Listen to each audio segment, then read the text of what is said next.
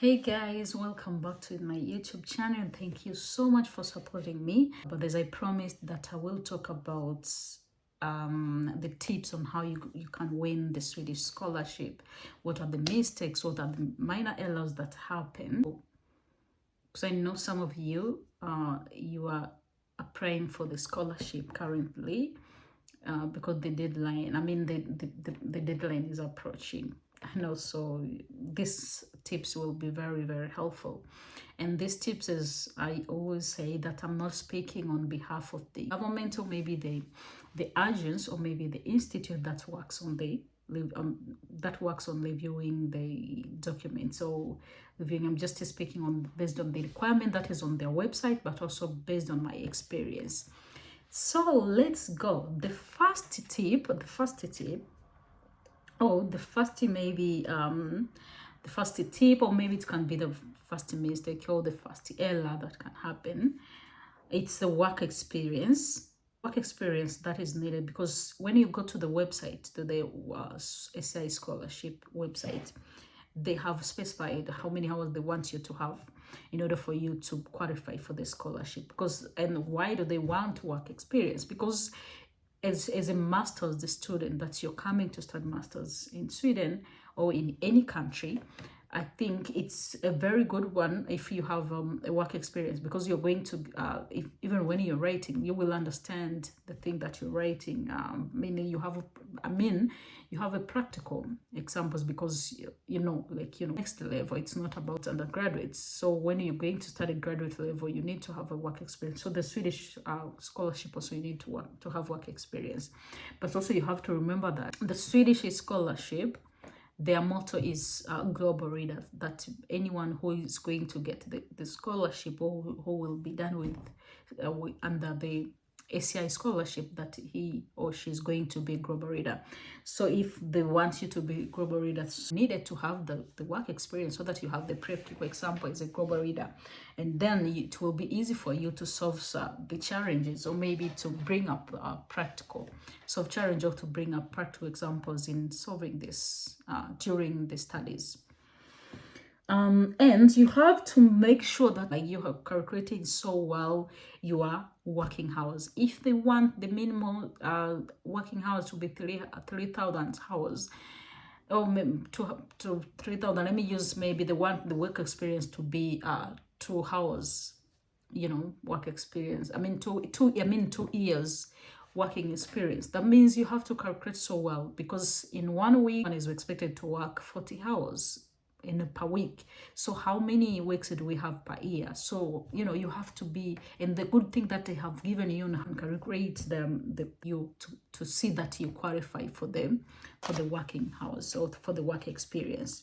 But also you have to know that in this work experience, even volunteer internship, they are counted as work experience. So you have to put that on your mind. Don't be afraid that, oh my God, maybe I don't have. You have, because if you're doing volunteering, or maybe you're doing internship, you always do the tasks, right? In the organization, you do some tasks and things happen, so I don't think that you could disqualify yourself, that just because you don't have the work experience. You have to check the program and work experience that you're applying, that they do. They're not different, they match. You don't tell me that you apply something that is different from the work experience that you have. So that was tip number 1. Tip number 2, make sure that you apply for the program that is funded, because by the time you're applying for scholarship, by November, I think, or November, or maybe December, or end of November, they used to release a document. They release a document that shows the program that they are going to be given scholarship. So by the time you are applying for your admission, as I said from the previous video, you have to make sure that the program that you have submitted, of which, for example, this time around, the deadline is yesterday. Make sure that the program that you submitted yesterday is funded, because they read on how many, not how many, there is a document, a PDF document on which program that they do fund. So you have to make sure that, for example, you applied maybe public healthy. And then when you go to the document, public health is not there, of which it's not. I'm just an example. So you have to make sure that the program that you have submitted for, you submitted for your admission is funded. If it's not funded, that means they're not going to, like, it's not going to be, like, it's kind of like you disqualify your friend, because if they're not funding, that means I think you understand, like, that means the program is not funded. So which program should they work to give you a scholarship? And number three, you don't need number three, you need to read careful the instructions. You need to read careful the instruction, but also the requirements that is written under the website for the ECI scholarship. You have to read very, very careful. So because of that, you have to make sure that the documents, like the instruction that they provide, for example, for me, I know that I had some, I will come to talk to some help that I had, but before help, because I started seeking for help, I think it was in January, end of December, and by January. But for me, I was just following the instructions, like, hey, they want work experience to be 3,000 hours, or maybe they want it to be, let's say, 2 years. So for me, I was following, okay, 3,000, okay. They said maybe they wanted leadership, okay. How do I prove the leadership skills? So you have to read the instruction, because the instruction, all the instruction is there. They don't miss out in it, like they write everything there. So you just need to read very, very careful, and you have to give yourself a good time to understand those instructions. If you don't understand, come back again and come back again. But also you can use the internet to find out, to understand those instructions if they don't. But also you can try to ask some people, maybe, there's a lot of ways that you can do. But you have to make sure, because all the instructions are there, those don't have like extra, maybe, And then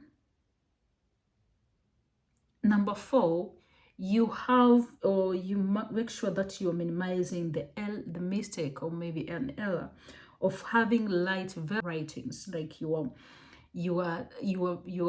explanation, they are too light, your document is so light. So you have to make sure that you don't have light documentation.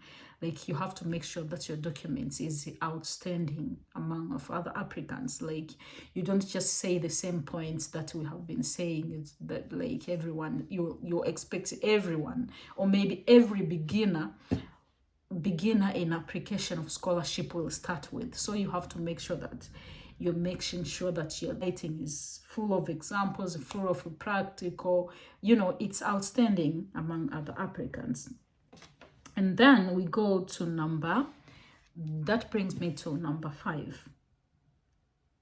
So number 5, you make sure that you are using the proper link, or maybe the genuine link. As I said in the previous video about admission, you have to use the proper link, the link that it's popping up. You have to check that the genuine link, so that you can be trying to apply. There's some of the links that we have been receiving on social media. You find someone is sharing you a link, and then they tell you're gonna apply for 13 seconds. Maybe just in 10 minutes you apply scholarship to Sweden. That's how the link is telling you. So you have to be very, very careful. Are you using the genuine link? But also there are some links that you find them, but they're not. By the time you just say the link, you be, oh my God, this is completely a scam. So you have to make sure that you're using a proper link to apply, so that you don't waste your time and money, to apply in the wrong link. But also number 6, you use people, or you don't use people in your application. Like, I don't mean that to use people to write for you documents. No, I mean that you don't use people in asking. You don't ask, like, you are doing your application alone. you close out your room and you do application. At the end of the day you submit. Of course I agree that is fine, but I think many eyes can see a lot of errors, maybe a lot of mistake that you make, but also they can come with the different perspectives. So use people sometimes who ask, hey, I'm applying for scholarship, you think I should include, what do you think I should talk about maybe in this? Or maybe sometimes you can write up your documents, and then maybe from maybe November, December, you work on your documents, and then maybe by end of December you can start to, or maybe by January you start asking people, may you please help me to review my documents. For example, for me, when I was applying, I was using my family members, because I have family members that they studied in Sweden, they studied in US, that they got scholarship. So what I did, but also at workplace, I used some people, but also I used someone who was in Sweden by that time. So I asked them for help. Can you please help me to just check on my document? What should I improve? What should I do? What do you think can be done more on what I have written, or maybe on the document that I've written down there? So it's a good thing to use people, because those people, they have different perspectives. So they're going to give you a very good one, comments. And every comment that they make, just work on it. You can even ask them to make it on track changes. Maybe you can ask them to do it on different ways. So you do it, you make sure that you are trying to make sure the document to be outstanding. So that is one thing. But also number 7, something is you didn't pay this the application, the university admission application fee, and by that time you jump to applying for scholarship. So by some people, they do apply and they believe that they did submit, or maybe they did pay for the fee, but then you come to realize later on that you didn't apply. I mean, you didn't submit, you didn't pay for the fee. So by that time you might feel like, okay, maybe there was some error with the bank, or you have to check out that. You go back to your university admission, you check out and see if it was real, you paid for this. Because if you didn't pay for that, that means the university admission team, whatever, who is reviewing the university admission, they are not going to work on your admission application. And if they don't work on the admission application, you don't even need to apply for the scholarship. So you will submit, but at the end of the day, the program that you submitted, or the program that you are applying for scholarship, they were not worked on. Like, nobody touched your documents. So that means, which program are they going to give you? So you have to work on that. But also, number 8, you have to make sure that a lot of us, or maybe a lot of us, we have different stories, we have different initiative that we have worked on when by the time you are applying for masters or for master's level. That by that time, like most of us, I know there are some people that they don't have jobs. Maybe they are not for that one. Also, that case can be. But also, we have a lot of stories, we have a lot of initiative that we have been doing by the time we are working.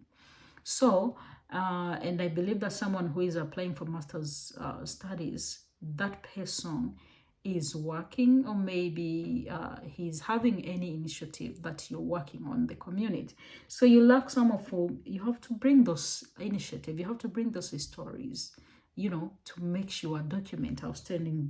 But also remember, as I said before, that Swedish Institute scholarships, they are mostly, their motto is global reader. So if you're a global reader, that means you have to bring those initiatives, so that they prove that you are global reader, that you deserve that scholarship. So make sure that you do that. You come up with the stories, success stories, initiatives in your writing, so you can just try to see how that you could make it.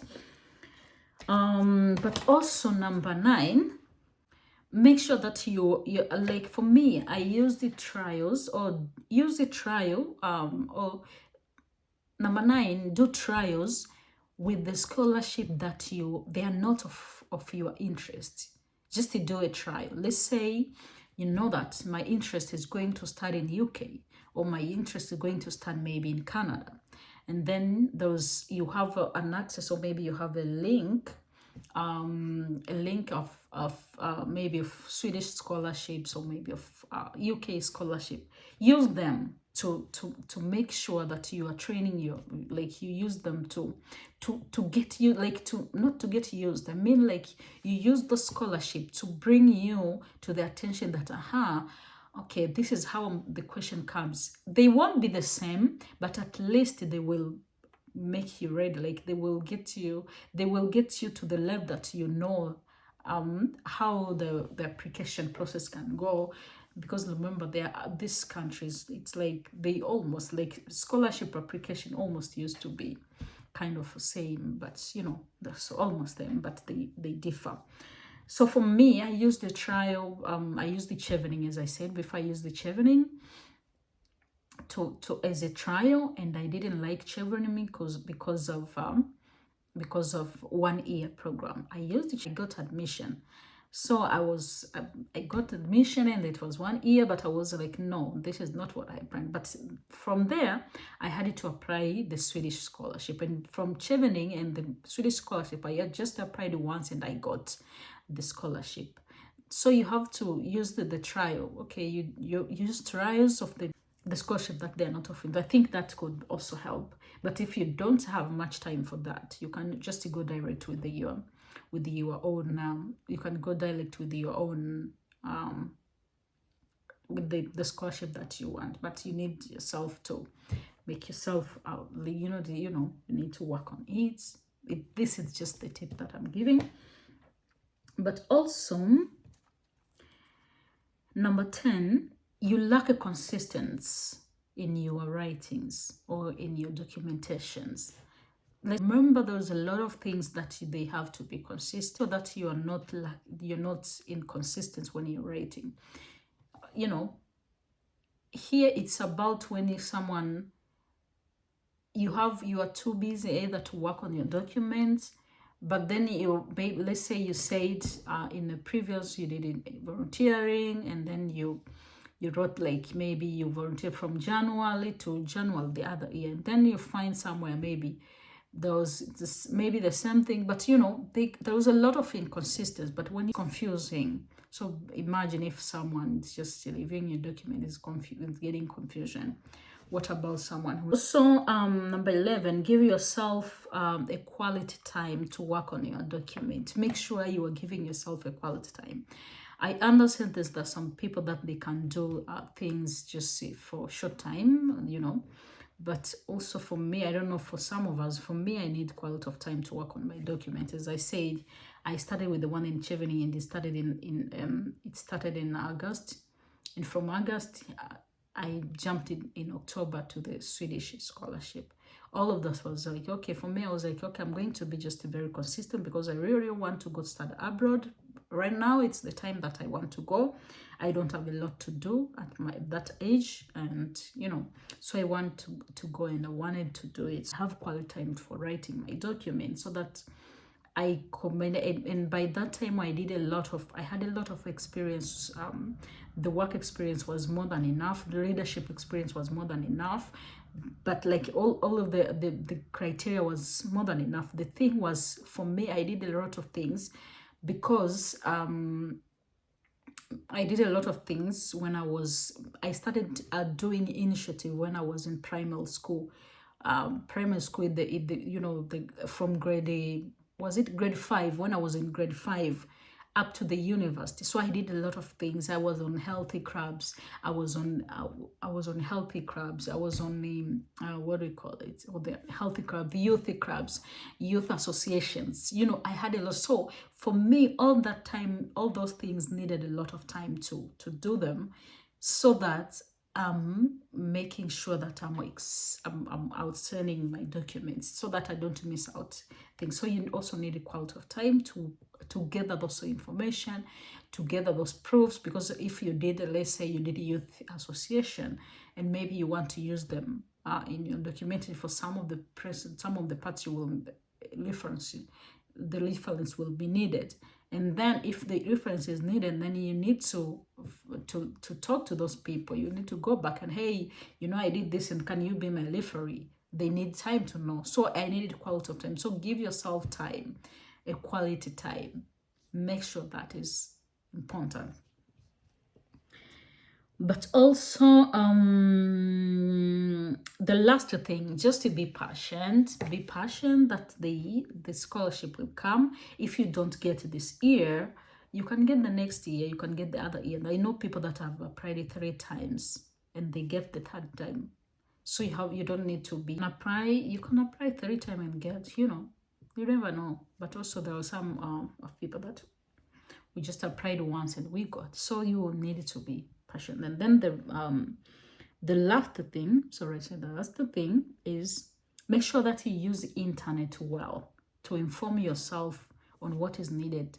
Let's say, for example, by the time people we explain here on YouTube, there was a lot of things on Google, and all you're using internet so well, to inform yourself. If you don't understand maybe something on the criteria, on the requirement, go and ask, go and check on internet, because all information is on internet.